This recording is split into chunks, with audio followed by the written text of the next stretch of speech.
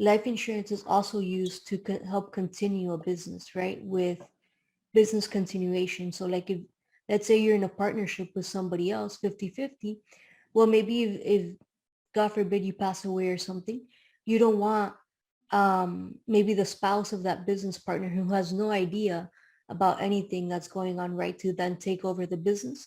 So you can use life insurance as a way to buy out that other person's shares, right?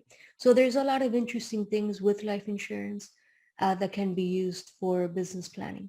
Let's learn how our next guest get up, dress up, and show up on purpose. Enjoy the episode.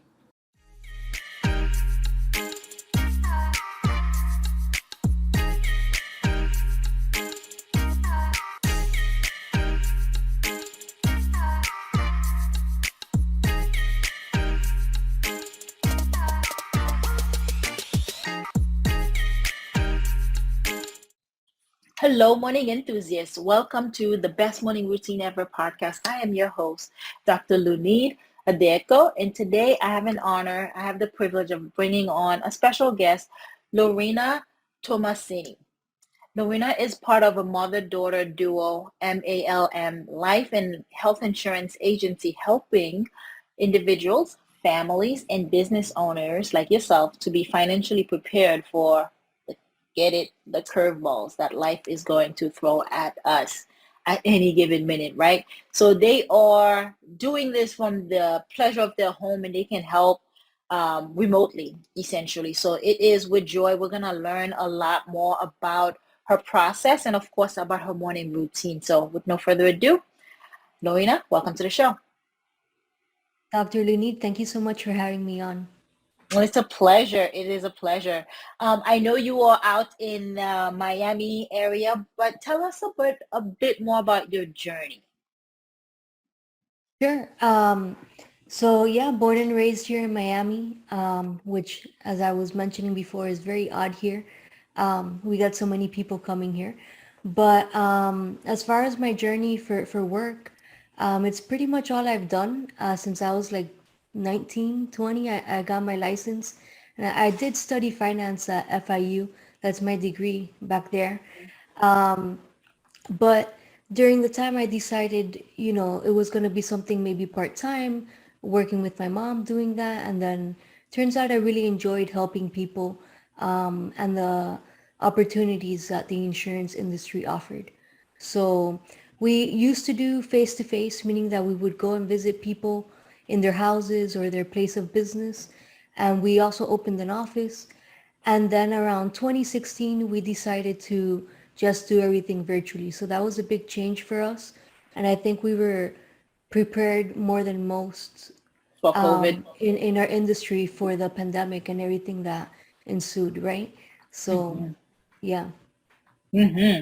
Yes, you're more than prepared because you started years before the pandemic happened. What caused that shift to go from brick and mortar, having an office, having overhead, to doing it remotely? Yeah, one day I was just there in the office and I was talking to my mom about how our sales process is. Um, usually insurance people were there in front of our computer while we're talking to you, but the client or the prospect is not really seeing anything that's on our computer, right? Because we're just looking at quotes and finding the best solution for their needs. And I Yeah. just thought, wow, now we're not going to visit people. We're still sitting here sometimes waiting for people to come. And they might confirm with our secretary, like, yeah, we're going to be there at 8 o'clock at night. And then they don't show up. And we've been there, half an hour waiting for them.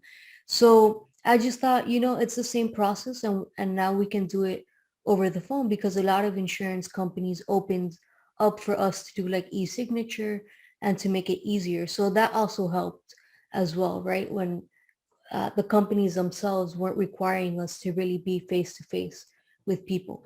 And while it was a bit of a transition for some clients, we try to make things as simple as possible.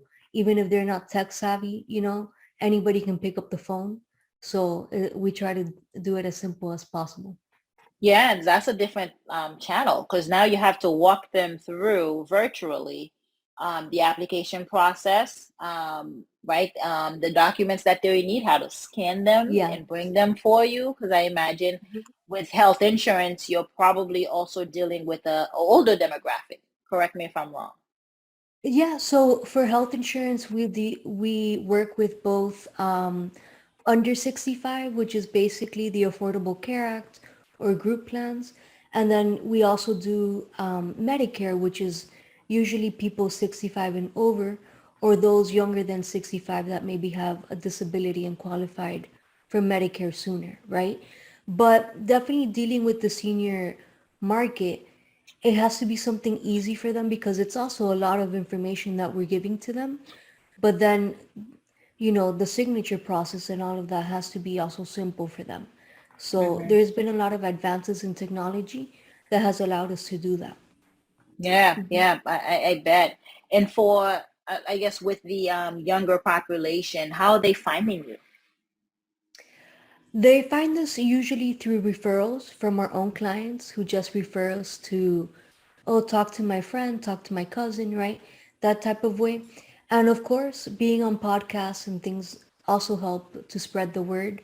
But more than anything, it's referrals from my own clients and also other professionals that don't do what I do, right? But that might have a need for my services. Hmm. Now, health insurance, including life insurance? Yeah, so those are two different types of insurance, right? Like health insurance is really to protect your pocket in case of a medical emergency. And then life insurance is really for your family, right? So that if something happens to you, your family can continue paying bills and all of that. And, I noticed that you mentioned at the beginning, a lot of your audience might be business owners. So a lot of times life insurance is also used to help continue a business, right? With business continuation. So like if let's say you're in a partnership with somebody else 50-50, well maybe if God forbid you pass away or something, you don't want maybe the spouse of that business partner who has no idea about anything that's going on, right, to then take over the business. So you can use life insurance as a way to buy out that other person's shares, right?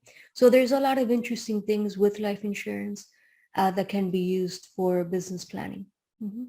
Oh, very nice. I haven't thought about the business aspect of it in life insurance using to buy out other founders or other owners. What are this? That's an interesting fact. Thank you for sharing it. What about other benefits to having life insurance that most common Sure. people are not no aware of? Yeah, so a lot of times people think about life insurance in the traditional sense, meaning that the policy will only pay if somebody passes away, right? Some people call it death insurance. And there's also been a lot of advances in the way that a lot of companies offer life insurance in that nowadays a lot of policies offer what we call living benefits. And basically what that is that you can use part of that death benefit while you're living in case of something like a critical illness, such as cancer, heart attack, stroke, or even a chronic illness where you can't do activities of daily living, right? Hmm. Because we're living a lot longer than before. But nowadays, a diagnosis of something such as cancer is not a lot of times can be overcome, right? But people are left financially devastated a lot of times because many people do not realize that if there's, for example, a cancer diagnosis, since that's what we've been talking about, that it's not only the person that's diagnosed, but it's also a family issue, right? Right. Because maybe the spouse or one of the children need to take time off work. And, those bills, unfortunately, are still there. Your mortgage or your rent is not going to say, oh, I'm so sorry that's going on. Don't worry. You don't have to pay your rent for 3 months or your electricity or food for the kids, right? So this is a great way that with life insurance, with one policy, you can take care of many things. Like you mentioned, like all those curveballs that might happen, right? And people are just not prepared for it because nobody's expecting anything like that to happen, right? But I think it's up to us to be financially prepared in any scenario. Hmm. That's a good point because it doesn't just affect the person diagnosed, it does affect the whole I call it the whole unit, right? The whole family, Yeah, parents, kids, because then someone does have to take the time off to care for them, but also the stress level that they're under and the yeah, uncertainty. It's really devastating. So it's interesting that what you provide is almost some relief. yes. Yeah, definitely. It's a lot of peace of mind that, for 50, 100, whatever it is a month, right? Because we work with people's budget, they can have something in place that, well, I know if anything happens, whether it's passing away or a critical illness or a chronic illness, that my family will be taken care of. And so they can take that out and pay the expenses or pay the bills. Penalty? What is there penalty for it? No, no. So you would just be taking part of your life insurance now instead of taking it all of it in the future, right? Hmm. So that's one option. The other thing, there's different types of policies. There's term policies, there's whole life, universal, and people are like, oh my Universal. God, what is all of this, right? So I mean, a term policy is basically real quickly a policy that will last 20, 30 years. And then after that, you don't have insurance, but it's a affordable way of getting a lot of insurance, right? But that doesn't build any like cash value that we call. And that's really that part of the policy builds kind of like an internal savings, which is different than the living benefits, right? This is just an extra way to access funds within your policy, that Hmm. you can use.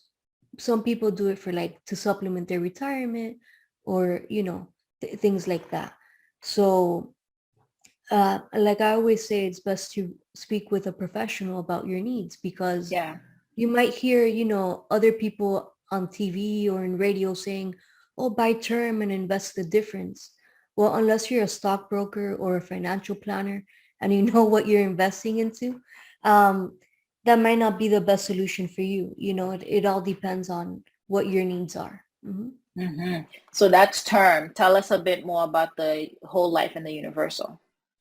Yeah, so the way that those work is that they're permanent policies, meaning whatever price you get it at today is what you'll continue paying for the rest of your life, right? Usually those policies last till age 100 or age 120. Um, and the good thing about that is that you are locking in the price now at a younger age than if you wait till you're in your 50s or 60s, for example. You can still get it. It'll just be more costly, right? And so the good thing about those permanent policies is that you're locking in the price, but also that again, you're building a cash value as you put funds into the policy that you can make use of later on in life, usually tax-free, because money that you take out of a life insurance policy as it stands today, right, depending what state you live in and so forth, but usually it is a tax-free benefit. So you don't pay taxes on that. Mhm. Interesting, because I know my Yeah, grandfather had a term insurance where he overpaid because the 30 years was over. He had it at a young age, and he kept paying into it, so they had to reimburse, give him money back, and he had to eventually close it because it's no longer useful to him. But now right. at 80, trying to get insurance, it's a monstrous game because now because he's older, it's costing triple the amount, and it just Yes. somehow, if you're not well educated, it really comes and bites you in the ass or rear end, right? Because they don't Unfortunately. know. Yeah, so I mean, for like seniors, people 50 and over, there are like special plans that maybe don't ask you a lot of medical questions, or it's very easy to apply. But usually those policies are only for what we call like final expense, which is to cover burial expenses, unexpected things, right? But the face amount, the death benefit, what your family will receive is very little, anywhere from 10,000 up to 35. But yes, it's not the same thing somebody 80 years old buying 35 or $10,000 in coverage than somebody a lot younger, right? Now, if somebody is going to buy a term policy because it's, let's say they need a lot of coverage and it's what's affordable for them, right? Maybe they have a house, so they want to cover the mortgage, and maybe they want to cover, you know, X amount of years while they're working. Something to really look into is that that policy is convertible, meaning that you can change all of it or part of it to a permanent plan in the future without having to go through all those medical questions and everything again. So yeah, those are little details that are important because sometimes people just want to get the most affordable term policy, but they don't realize that the most affordable one sometimes has a lot of limitations built in that like if you're buying it online yourself in one of these oh just buy it here online, um, they're very affordable, but they also have a lot of limitations that they don't tell you. Yeah, I can see that. I can see that Mhm. because if you're not thorough, you don't read it. You're getting it at a lower price because it's missing all these other features. It's missing all Right. these other benefits. I can find it. A lot of people would complain that the whole system is jaded because when you need it the most is when it costs you a tons and tons of money. Like myself as a young entrepreneur, very vibrant, very healthy, I would not, I would think twice about getting life insurance. But this is when it will cost me the cheapest, right? Starting a Right. young family, not having a family yet, it will be cost me the cheapest. But the good thing is I'll pay that amount for the rest of my life. But yet the people that do need it, the elderly or pushing 65, they are being not punished, but being docked for their age. And so Well, it then makes I understand what you're saying, but it also makes sense. It's not that they're being punished or like penalized for their age. We have to think of what insurance is. You're really transferring your risk to the insurance company, right? So the insurance companies are also taking a higher risk on you because statistically, right, you're probably going to use that policy sooner than somebody that's 30 or 35, right? Who's paid more into the policy than somebody that's older, right?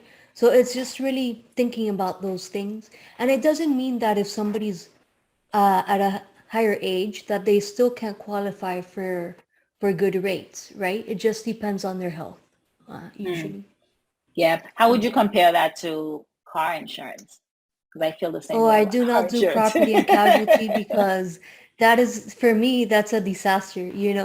I haven't had any car accidents and my insurance went up the other day and I'm like, but why? Oh, because you live in Miami. I'm like, that's not my fault, you know? I think like homeowners insurance, that's also a complicated topic, right? Because like we've had hurricanes here and then like the fence fell down and what they gave us for it was less than what it would cost to put in a new fence. So like, Although um, you've been paying in it, you've been paying although every you've been month or paying, I every think year. that those are harder policies to sell, in my opinion. Even though people Yeah. say life insurance is really hard, I'm like, well, it's like everything. It's you have to believe in what you're selling, no matter what it is. You do get a payout out of that because it's almost like what you put in it is what the value yeah that you the cash value that you will render at the end of the life policy versus the other stuff where they might pay not pay you for the value of it or that when you did get it because again it depreciates depreciation Right. gets tagged into this equation and it makes it a Mhm. lot harder but yeah, your insurance went up because you moved to Miami. You're a bigger risk now. Exactly. It's all these people that drive crazy. you know. Yeah. So you are the daughter of the equation. So you and your mom have been doing this for how long now? Together, we've been doing it this year, 16 years. And Wow. my mom since before I was born. So I'm not gonna put any numbers out there, but a long, long time. Yeah. you know? Yeah. So this, you live and breathe this stuff. It sounds like. Mm-hmm. Tell Yeah. us about your habits and your success routines because I'm sure over 16 years it has to change, especially the habit of like serving online versus on site or in person. But let's talk about like personal habits that have helped you get up, dress up, and show up every day so you can do what you do and actually be productive at it. Definitely. And I think that's something key, no matter what industry you're in, right? Because especially with technology, while it's great, you're also constantly bombarded by notifications and people thinking they can call you at any time of the day, right? Like, just because you Hmm. have my cell, that doesn't mean call me at 10.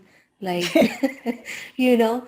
But I think some habits are definitely having a like a morning routine, something where you take time for yourself, and maybe do some type of exercise, even if it's just like 10-15 minutes. While it sounds like a little bit, it adds up, right? As the days pass by. um, so definitely getting some exercise in, maybe some reading that helps as well. Something that's not work related, right? Because if not, you're just not giving yourself any time. Yeah. Yeah, something with nature if the weather permits, right? Like here, I'm lucky I can go outside every day. But even if not, even if you live somewhere cold, just maybe stepping outside 2 seconds or something just to get some nature in you is good. Yeah, I totally agree. You covered movement, right? Moving first thing in the morning because you want to shake the body so that you can actually get more energy throughout the day. Like for me, if I don't get an exercise in, I'm exhausted 2 hours within my day. Versus if I get an exercise in, it goes to 8 hours, 9 hours, sometimes 12 hours with the same rigor. So yeah, moving the body does help with more energy and also waking you up. But you said something interesting too, as like reading, feeding the mind.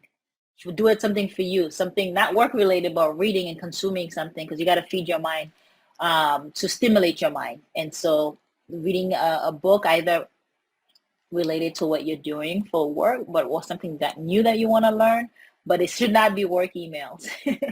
No, that does not count. And I mean, I think the other habits that help me is that I've been trying to be more cognizant of blocking my time, as far as like instead of I'm very reactionary when it comes to like, oh, my client is calling, let me pick up. So I've been trying a lot more to not do that and just block times throughout the day where I return phone calls, right? Because if not, I might be working on a quote or working on something, and if that phone call comes in, I get totally distracted from what I was doing. So just sticking to those times where I say I'm going to call back at this time, has been Yeah. very helpful. Time blocking is huge. I remember I read a book called The One Thing, and it talked about time blocking Hmm. throughout the day, 2, 3 hours. Because when you switch from one activity to the next, let's say you are doing some writing or looking at emails, and then you pick up that phone call, it takes you another 20 minutes to get back to your original task and focus.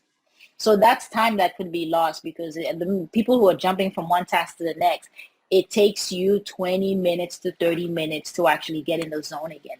So Right. you're wasting quite a bit of time, right? Jumping from one task to the other versus like you do, blocking it. Say, I'm going to call from 2 to 4. That's when I'm going to make those phone calls. I'm going to do emails from 10 to 12. And that shows to be very productive. That's honestly how I have been so productive and catapult to the next level is that hyper focus and time blocking. Yeah, That definitely. And it's something for me, it's a habit that I've had to also build, right? mhm, Because I slide sometimes, somebody calls and I pick up, but the more you do a habit, the easier it'll become. And then also you're training your clients or your staff, well, this is how I work. mhm. Um, Ooh, training your staff and your team. This is how I work. Tell us a little bit about that. Yeah, so I think it goes to everything, right? Like people treat you how you show them to treat you type of, there's a saying like that, right? Yeah. So if I tell you, oh, I'm only available Tuesday from 10 to 12 to do that meeting or to do that thing, I'm not gonna go and open another time on Thursday, right? When it works Tuesdays, or like that Mondays are the days that I do customer service, for example, right? So if you do that and you have like a assistant, whether it be a virtual assistant or something, and you tell them these are the times where you can book these appointments or those types of appointments, then they'll know not to book you, Friday at 4 o'clock for something that's not what you want to be doing at that time, right? Yeah. Train people to treat you how you want to be treated. That's not the first time that I've heard it. I've heard it before, and it stood out to me because you really do let people know what is acceptable, what is not. what is tolerable. Right. Even with some of my clients, calls were scheduled for an hour, they would go on for 3 hours. That's not No. acceptable. And you Yeah. No, well, it's the same thing. Like even on my voicemail, I prefer communicating with people via text. So like I'll put a, hey, it's a busy time. Send me a text message because sometimes what they think is going to be a 20-minute conversation, I can just reply to them, how to get your ID card, call the number behind your your card, right? I don't need to be on a phone call for that, right? So hmm um, because a lot of times people will think, oh, this is an emergency, so let me call her 2 or 3 times, and to me, that's unacceptable. Like, if you're gonna do that, at least send me a text so that I know why you're calling me 3 times in a row, you know? But it goes back to that, to training even your clients how you want to work with them. Like, yes, I'll get on a phone call with you, but only if you have an appointment with me. If you don't hmm have an appointment, here's my link so you can schedule that. And why is that important as an entrepreneur?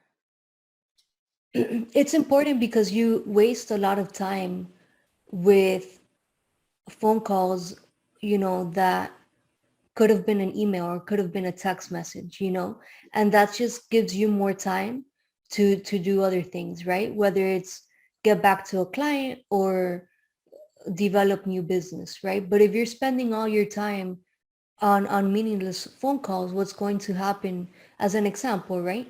What's going to happen is that you think, oh, I did so much today.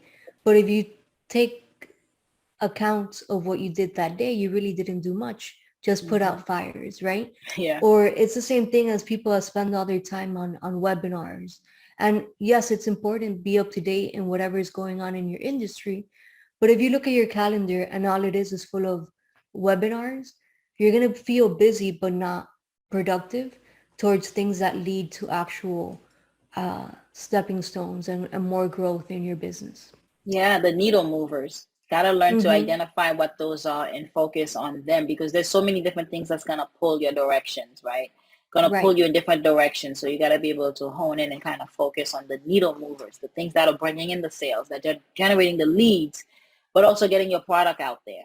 Get Mm-hmm. brand awareness, all that good stuff. So it's really pivotal to manage your time, because that's your biggest Yes. asset, right? That is your most valuable asset. It's your time. And as an entrepreneur, you're wearing already 10,000 hats. So you really have to train that muscle, build that habit of managing um, your your time, how you spend it. I agree. Mm-hmm. 100%. So Lorena, tell us, how can we connect with you? Where can we find you? Yeah. So you can find me all throughout social media. The handle is MALMINS22. Or you can reach out to me via email. That's life, LIFE, at MALMINS.com. Excellent. Morning enthusiast. This has been Lorena. And, she talks about health insurance, the difference between life insurances and the benefits of them, but also learning to manage your time, learning to manage your time as an entrepreneur, and the importance of time blocking, and so that you can attack the needle movers. So it's been a pleasure. It's been a joy. Go ahead and subscribe wherever you're listening, and we would love to hear from you. So we want to thank you so much, Lorena, for coming on the show. Thank you for being part of our community. We appreciate you. Well, thank you so much for having me on. It was a pleasure. Pleasure's all mine. Hope you enjoyed today's episode. Please comment and tell us what was your favorite part, your favorite habit that you are going to try out for yourself today. Comment below. If you haven't already, be sure to subscribe.